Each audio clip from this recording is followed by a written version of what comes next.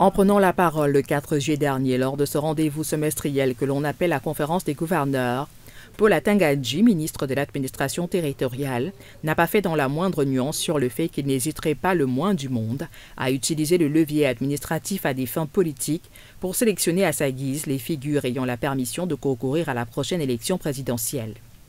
Cela en préjugement de ce que seraient en ce sens les décisions tant de la justice que du Conseil constitutionnel, dont 2 des nouveaux membres ont été accueillis le 2 avril dernier au Palais des Congrès de Yaoundé, et dont on sait que seule la parole compte en dernier ressort sur les questions électorales.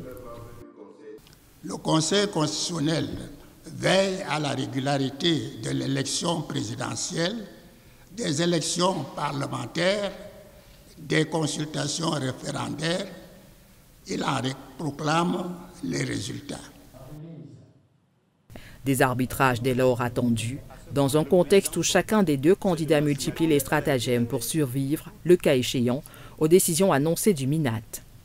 Cabral Libye en remportant la bataille judiciaire qui l'oppose à Robert Conan, fondateur du PCRN, ce qui enlève du coup à Atanga-Nji une part significative de son argumentaire d'intervention, et Maurice Kamto, dont les lieutenants ont laissé entendre qu'il pourrait concourir sous la bannière d'un parti autre que le MRC en cas de recalage de ce parti.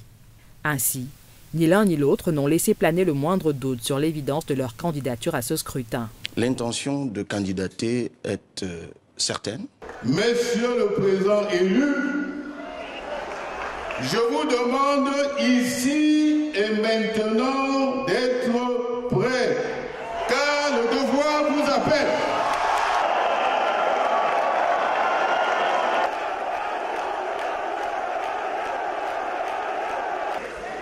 À ce jour, vous êtes le candidat légitime de l'opposition véritable et du peuple du changement.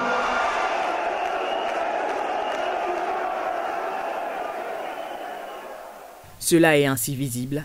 Chacun des 2 protagonistes semble avoir décidé de répondre au ministre, chacun de son côté et chacun avec sa propre stratégie.